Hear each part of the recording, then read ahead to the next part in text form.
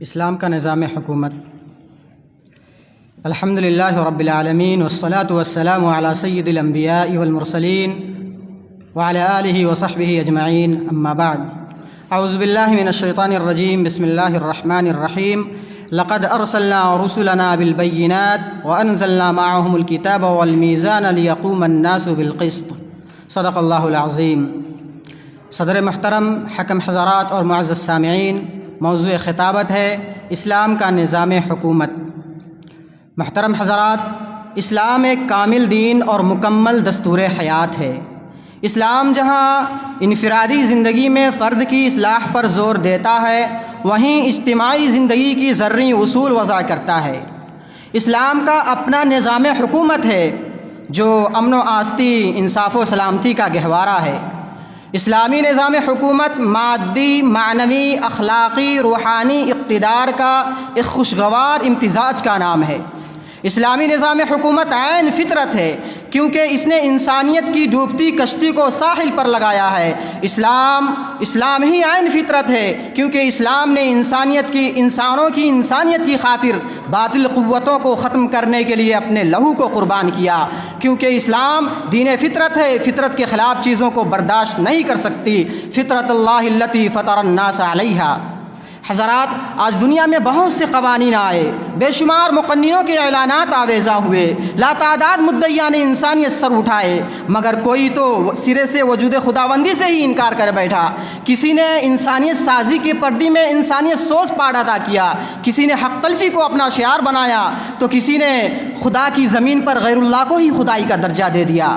الغرض، کوئی نظام، کوئی پالیسی انسانی اخلاق اور انسانی کردار کو سکون پہنچانے میں کامیاب نہ ہو سکی اور خدا کی خدائیت کا نفاذ نہیں کر سکا، مگر اسلام کا نظام حکومت کی بنیاد عقیدہ توحید اور معبود حقیقی کا اعلیٰ اور بے نظیر تصور ہے۔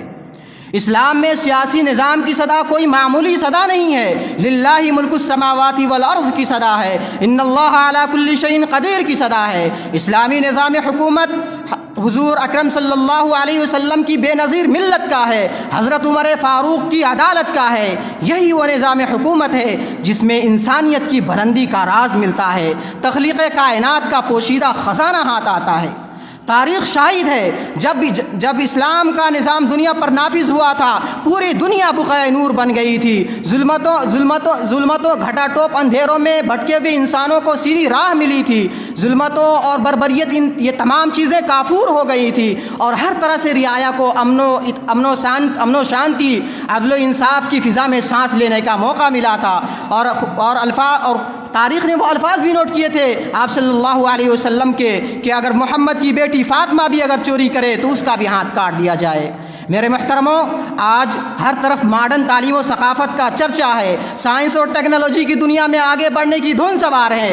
لوگوں نے سیاروں پر کمند ڈال دیے، چاند پر کمند ڈال دیے، موبائل اور انٹرنیٹ کے ذریعے ساری دنیا کو مسخر کر رہے ہیں، لیکن ان تمام کے باوجود آج انسانیت عدل و انصاف، امن و سکون، عافیت و اطمینان کی قیمتی دولت سے محروم ہے۔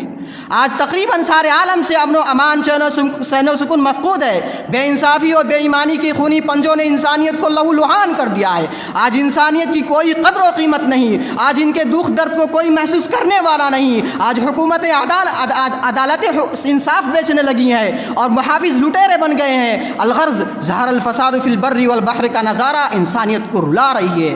آج انسانیت اس بات کے متلاشی ہے، آج انسانیت مطلب پرست انسانوں کے بنائے ہوئے نام نہاد قانون سے اکتا کر اللہ رب العالمین کے قانون کا انتظار کر رہا ہے، طلبگار ہے۔ اسلام ہی کے دم سے سرسبز گلستان، اسلام ہی کے سر سے سرسبز گلستان، مٹ جائے گا جہاں جو مسلمان ہو یہاں۔